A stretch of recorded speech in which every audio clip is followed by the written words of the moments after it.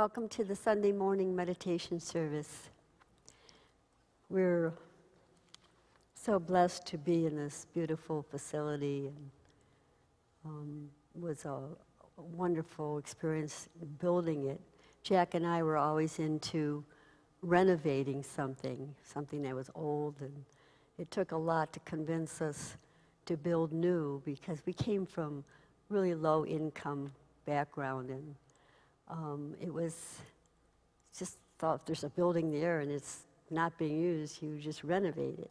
Well, we did that once, and then it came time we were really growing, and so they talked us into building, and it was an incredible experience because the people that were attracted to Unity, it was just a love-in, and so this is how this facility came here.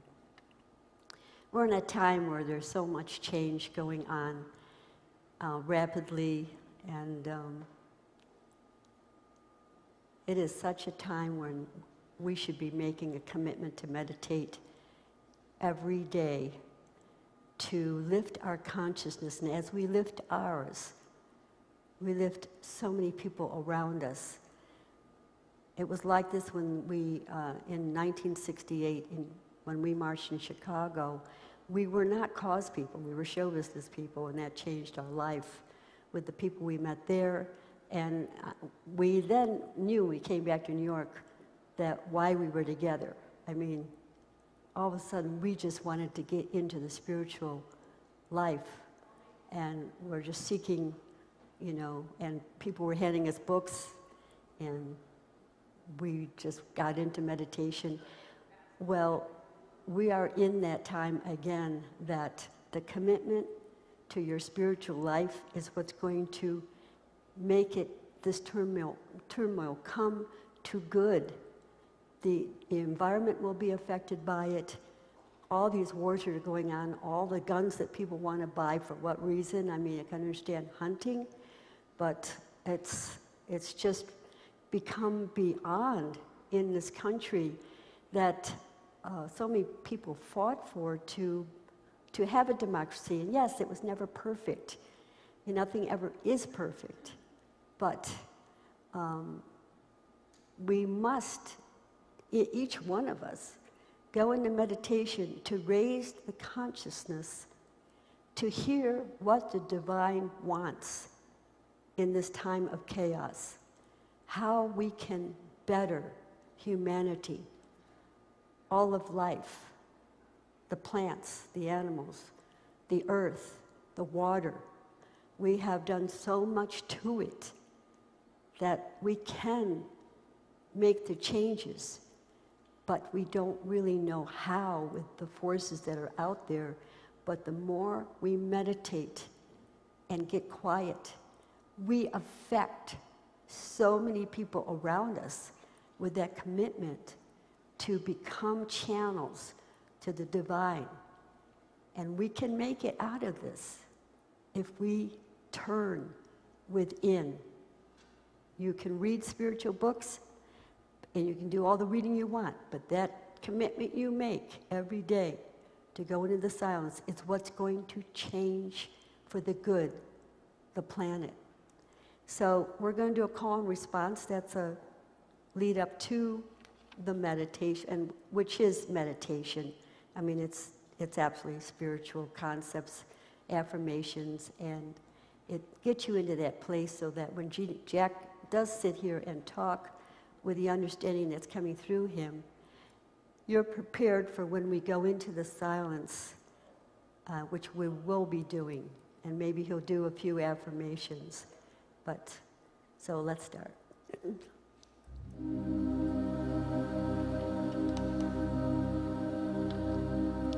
Go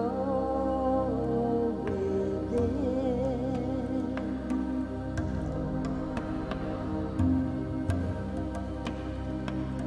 deep within,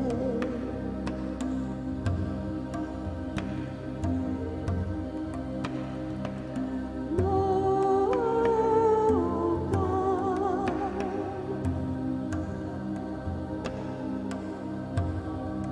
'Cause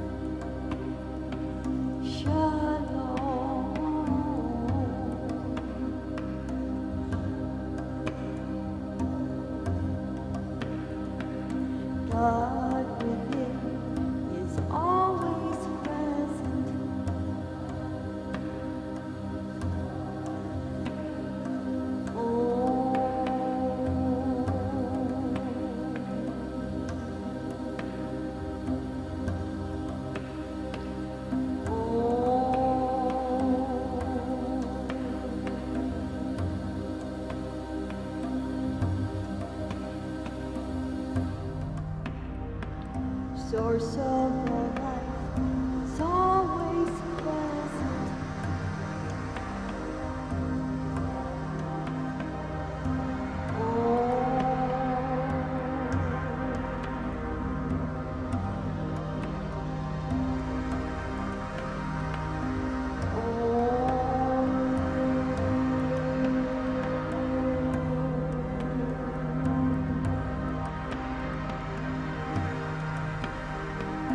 Divine force is always present.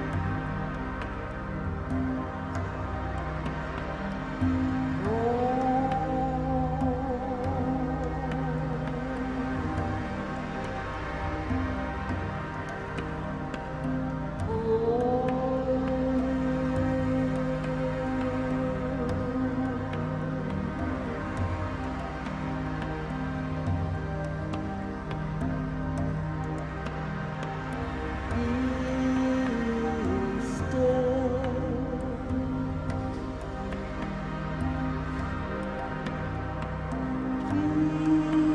Feel God.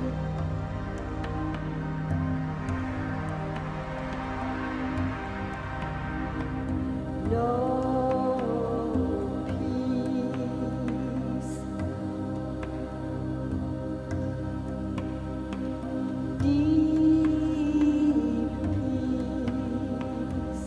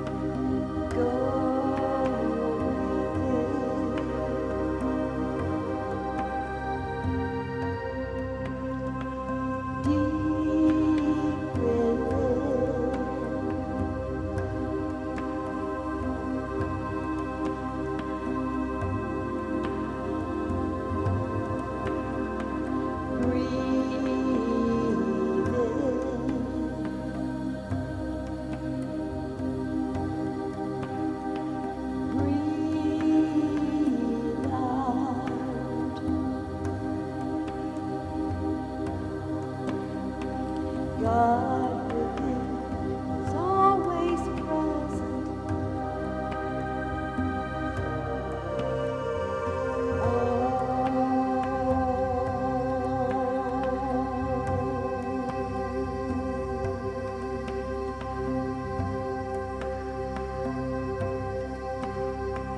Source of all life is always present.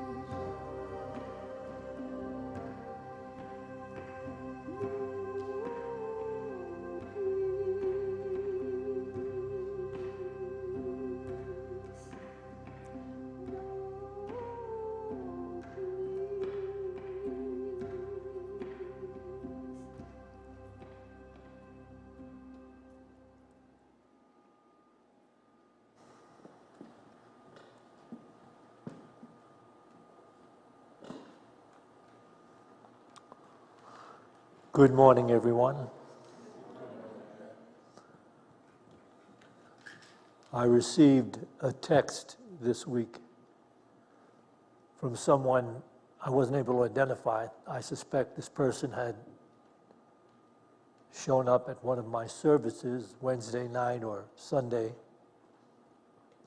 and texted me this question: what do you mean by true life? Can you define that? And here's what I sent back. It means your mind has shed the illusions that block the vision of the moment-to-moment miracle of life, the beauty and sanctity of it. It means your mind has shed the illusions that block the vision of the miracle moment to moment in life, the beauty and sanctity of it. Catholic priest and Zen master Thomas Merton wrote a book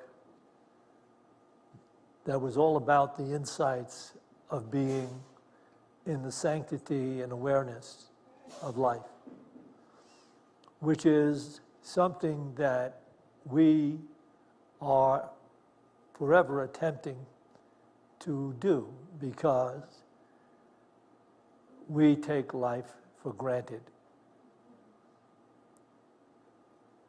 That is, we get up each day and we have all of these different ideas and assumptions about what's going on and what we're going to do and how to deal with this and how I can get that to work out better and what's wrong, what's missing, what's needed. But if you got up this morning, just as you are, for the first time, there was nothing before this, you just got up this morning for the first time,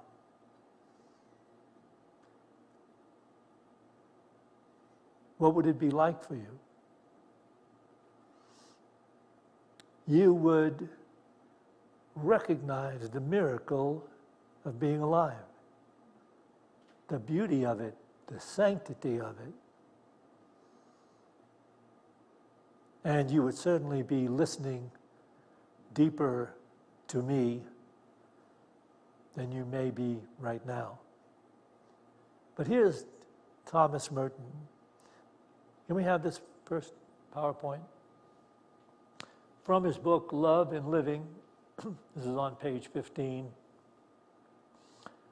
No writing on the solitary, meditative dimensions of life can say anything that has not already been said better by the wind in the pine trees.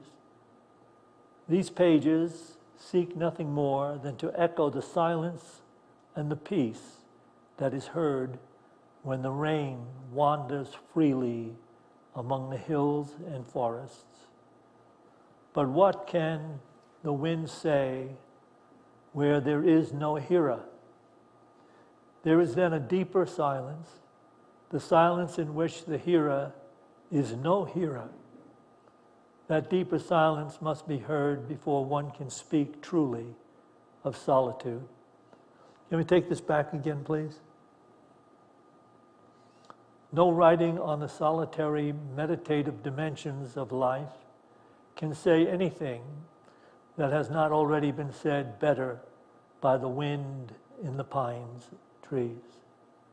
These pages seek nothing more than to echo the silence and the peace that is heard when the rain wanders freely among the hills and forests. But what can the wind say where there is no hearer? There is then a deeper silence, the silence in which the hearer is no hearer. That deeper silence must be heard before one can speak truly of solitude.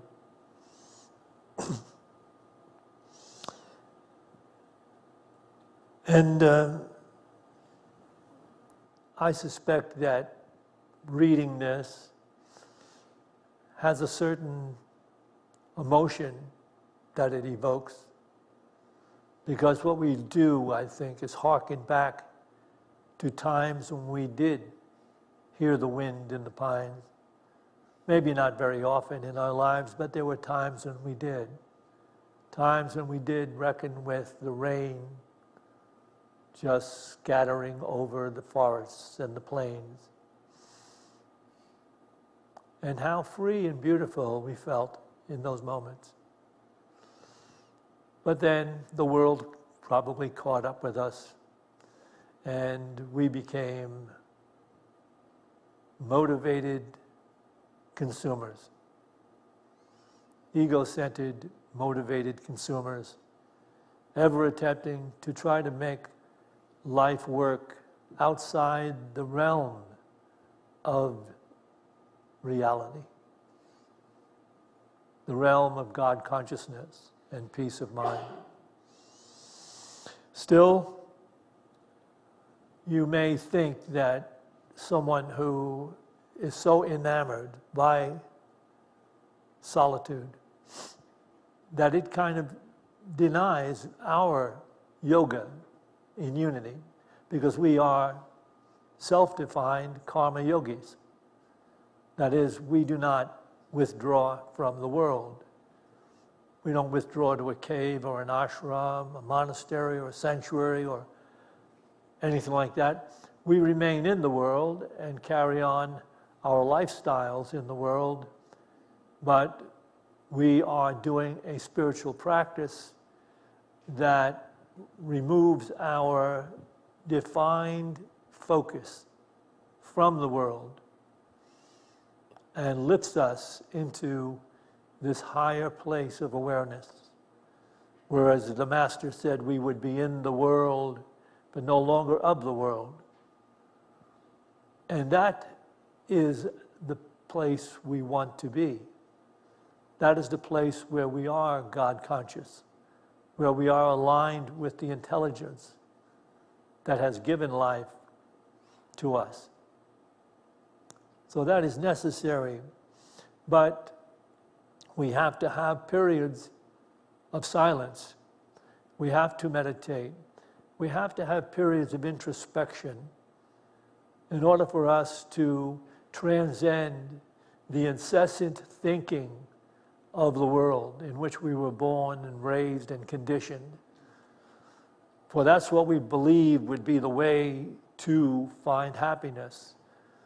Figuring it all out somehow or other, taking in what's taking place and figuring it all out so that we could manipulate it so that it would operate more meaningfully in relationship to my desires, my demands, my dictates, my vision of life. But it can never happen that way. So at some point we come to this spiritual journey, whereas we withdraw from the incessant thinking of the world. And that's what the solidarity of this communion, this silent communion in meditation is all about. We learn to withdraw on a daily basis so that we can operate in this higher level of consciousness and be in the world and know what it is to be appropriate in relationship to the things of the world. This idea of withdrawing from the thinking of the world is almost hard to take. We've grown so used to the idea of the crowd, the conflict, and the noise of the world, that withdrawing from it is not an easy thing to do for us. And many people literally fear the idea of ever being alone and quiet. But that's really where we are called to enter into this relationship with this higher level of awareness, where the hearer is no hearer. There is just being. And in being, there is wisdom. And in that wisdom, we begin to live and carry on our lives more successfully, more beautifully, more harmoniously. And that is given to us, this truth of the necessity for solitude and introspection is given to us in many different ways by the masters down through the ages, but certainly given to us by the master of masters. So let's have this next PowerPoint, which is from the Gospel of Thomas. This is saying number 107. Jesus said, "The kingdom is like a shepherd who had 100 sheep. One of them went astray, which was the largest. He left behind 99. He sought for the one until he found it. Having tired himself out, he said to the sheep, 'I love thee more than not the 99. Having tired himself out, he said to the sheep, 'I love thee more than the 99. This is an interesting parable. It has another ending in the Gospel of Luke. The ending in the Gospel of Luke is there to propagate the illusion of the church that it wanted propagated.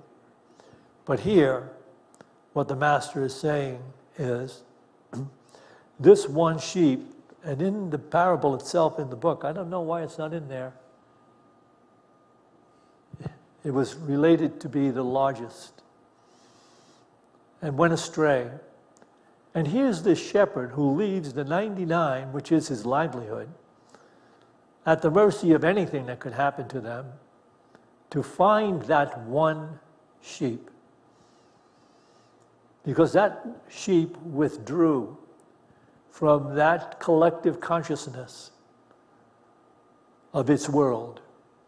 And it is a parable about us and the necessity for us to withdraw from the collective consciousness of the world in which we are born, the world in which we have tried to figure it out and gone on our way further and further astray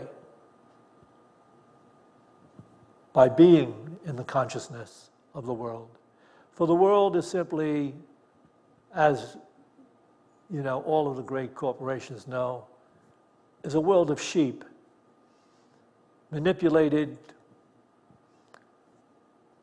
to go this way or that way, to be consumers, to not have any relationship to light in their own way, not having light in their own way, knowing that there was light to be had in their own way, not doing the practice, but being tossed to and fro by the manipulation of corporations to be consumers only.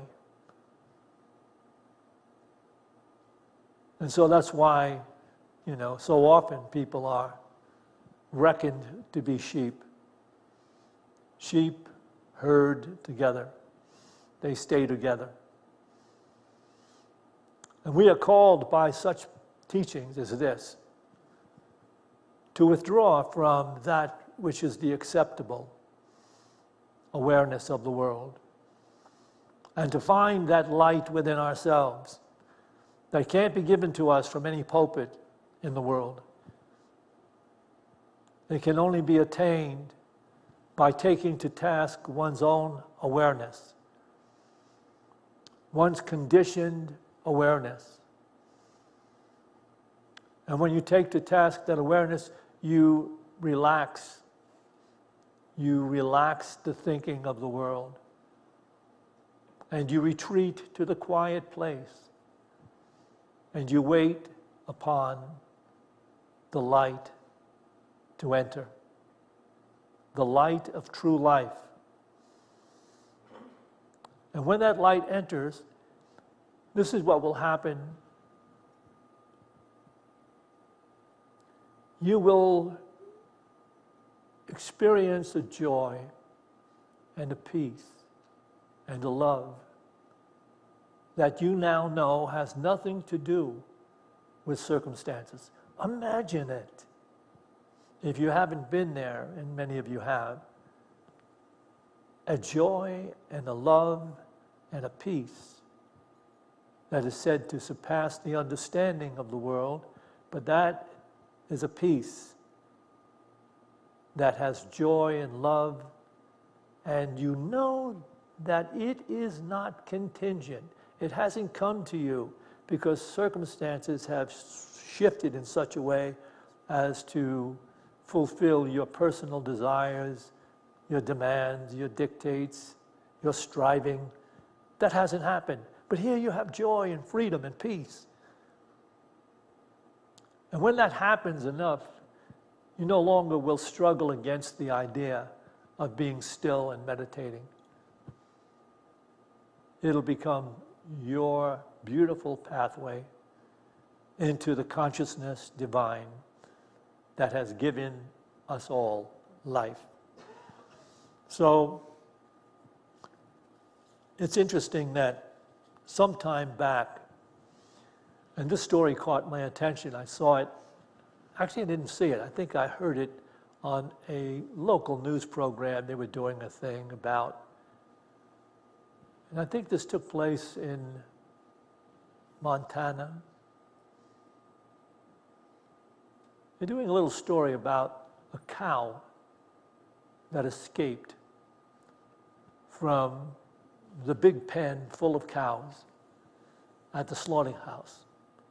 So these cows were trucked into this place, and they were sent into these pens, and from these pens they would be sent up this chute into the slaughterhouse, where their feet would be tied and they would be lifted onto a hook upside down, and then they would be carried along on this conveyor. I'm not going to tell you the rest of it, you probably can imagine it. But one cow out of I don't know how many thousands of cows that were in that pen, for how long the pen existed and how many cows were sent through there, one cow woke up and charged the iron gate. This is what it was written about. Charged the gate and knocked it down momentarily and got out. And that cow escaped into the local town and couldn't be apprehended for about 7 hours. And when they found that cow, they found this cow in the railway yard behind some old, rusted out rail cars. It wasn't drawn there by anything except the moment of light that came into its heart and its mind when it was in that pen, and it said to himself, there's something wrong. I feel something is so wrong. And maybe the cows around this other cow said, oh, it's just what we do. This is life. Go along with it. You're going to be fine. No, something is wrong.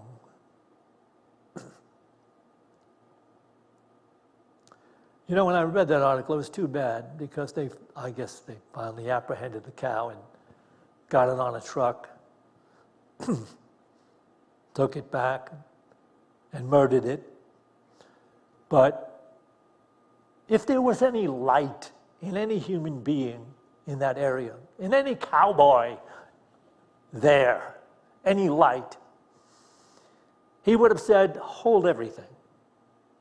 I want to buy this cow. I will pay for this cow. I don't want it to be slaughtered. And then I will take some money and ship this cow to India, where it can walk freely on the streets. For here we have in our midst a truly holy cow. Now, if you don't take anything else away from my talks, you will take that with you. And it should signal something. When I'm speaking about things like this, I'm only speaking as the masters would speak, to our dilemma, our inability to shake away, pull away from the noise and the madness of a world that is meaningless, really. Isn't it interesting? We're made in the image and likeness of God, but God did not create a meaningless world. That meaningless world derives from the thinking of humanity. And we have accepted, just like those cows, to live in the madness of it. But this is Eckhart Tolle, the master, a modern-day master. From his new book, Oneness with All Life, page 46. When you contemplate the unfathomable depths of space, or listen to the silence in the early hours just before sunrise, something within you resonates with it as if in recognition. You then sense the vast depths of space as your own depths, and you know that precious stillness that has no form to be more deeply who you are than any of the things that make up the content of your life. Can we have this back again, please? Nobody could have written this who hasn't entered into the divine level of awareness. When you contemplate the unfathomable depths of space, or listen to the silence in the early hours just before sunrise, something within you resonates with it as if in recognition. You then sense the vast depths of space as your own depths, and you know that precious stillness that has no form to be more deeply who you are than any of the things that make up the content of your life. So again, we are not called to leave the world. In the final great prayer of the Master of Masters, he prayed that the Father would not take his disciples out of the world, but keep them from the evil that the world shares.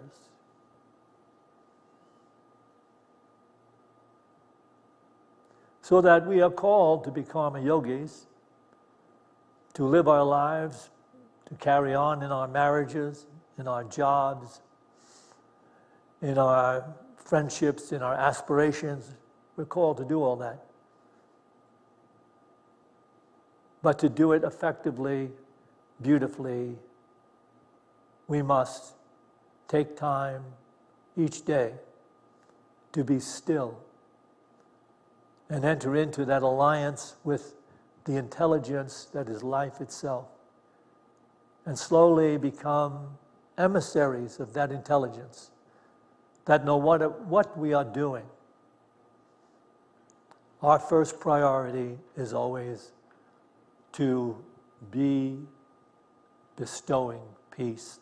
To receive peace and live peace is to bestow peace.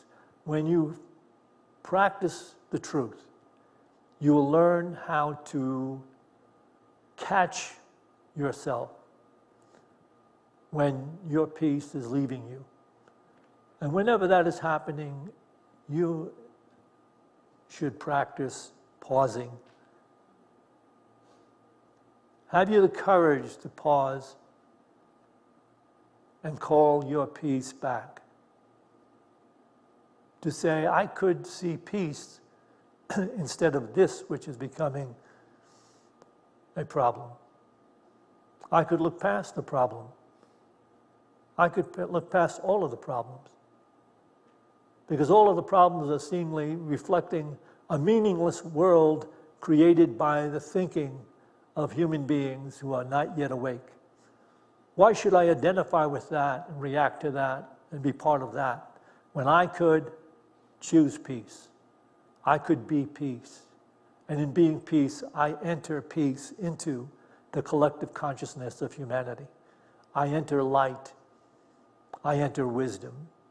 I enter a pathway through spiritual practice into the consciousness that is life, true life.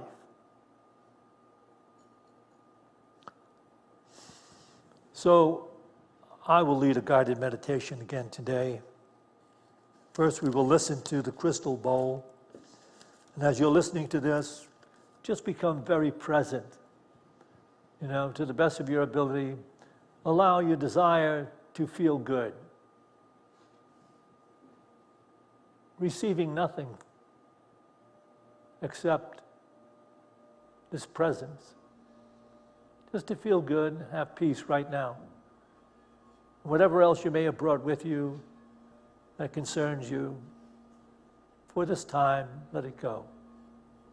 Just enjoy and flow with the moment and this sound.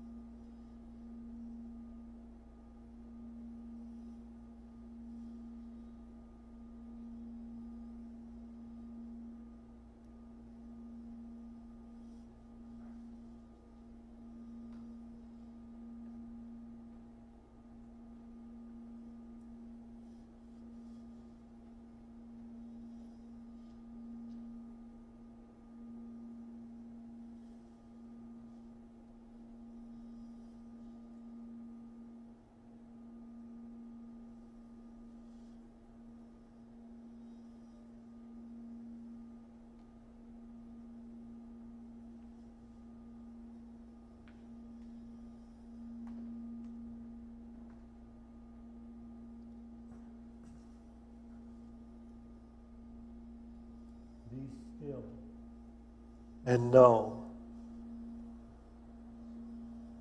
there is one name above all names, one name that all use. It is the name of God, and it has been taken in vain by too many for too long. But be still now and know that I am in you, you are in me. I am the one in all, the all in one. Be still and know that I am God.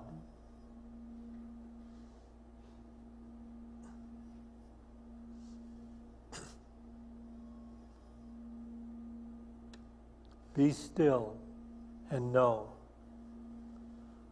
that I am the one who knows, the love that heals, the peace that transcends violence, the self of all sages, the wisdom of all ages. Be still and know that I am in you, you are in me. Be still and know I am the only God.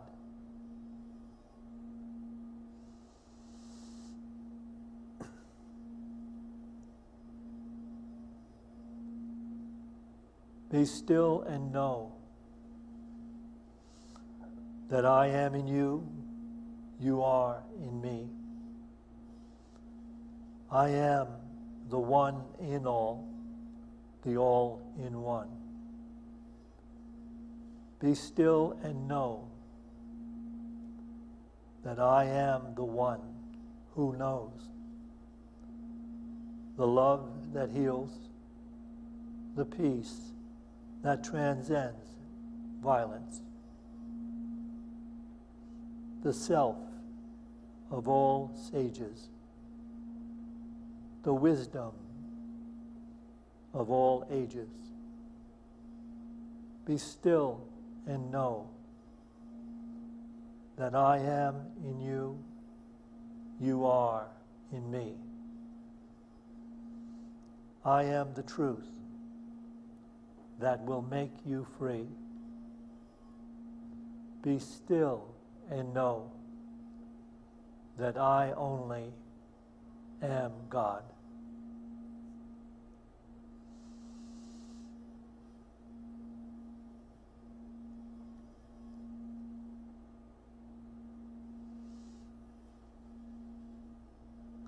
Be still and know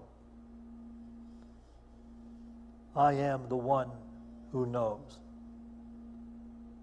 I am the love that heals. I am the peace that transcends violence. I am the self of all sages, the wisdom of all ages. Be still and know that I am in you, you are in me. I am the truth. I am the life. I am the way. Be still and know that I am God.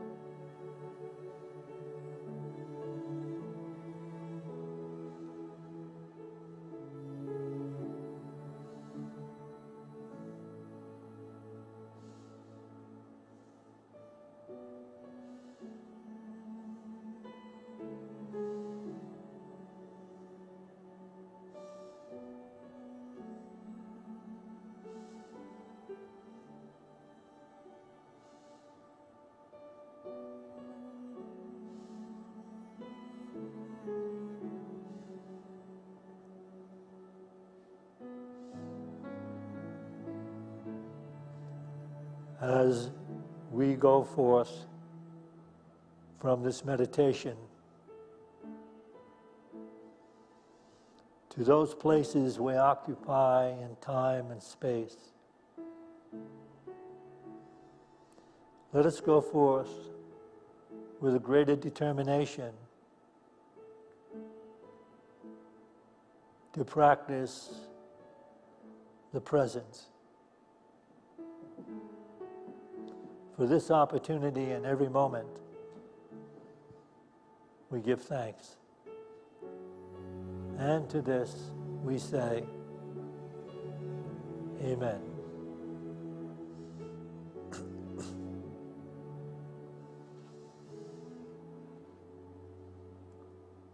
We will take an offering for unity now.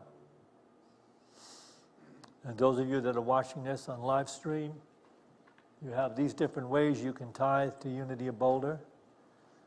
I actually believe you can actually scroll down to a place that says donate and do it that way directly online. So let us all then bring to mind that financial gift we'd like to make to Unity of Boulder. And let's bless it with this offering prayer. Divine love, through me, blesses and multiplies all that I have, all that I give, and all that I receive, because I give. And so it is.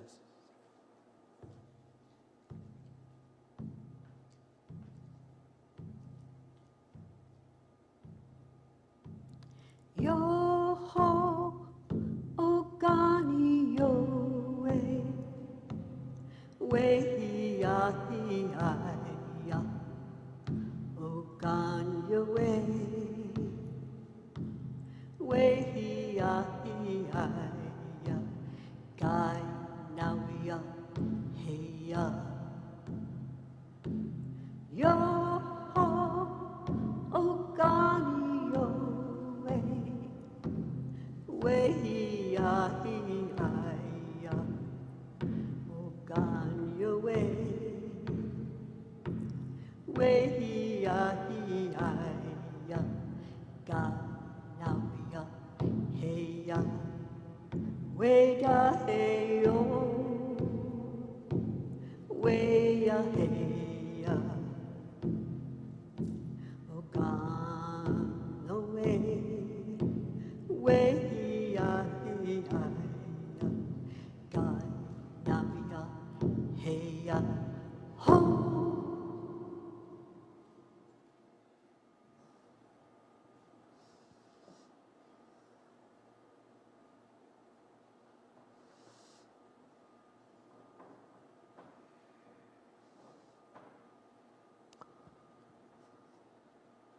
My thanks to whoever retrieved those baskets and are passing them around.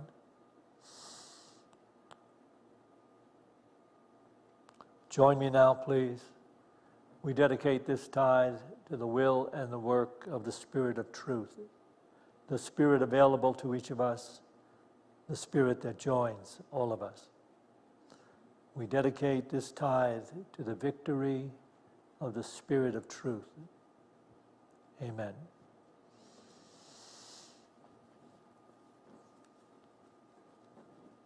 Thank you very much.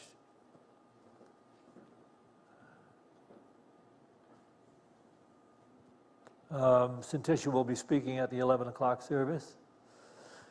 And we have refreshments and treats inside the fellowship hall. And you can stick around and chat with other people. Oh, I'll tell you what, I'm doing a discussion group. So we're trying to initiate a discussion group after each of the services. I'll set up some chairs in there, and they're up already. Okay, and you're all welcome to join me, and we can discuss anything you want to bring up about unity, the service, or anything at all. So, I'll be over there in a couple of minutes. To everyone, have a beautiful day.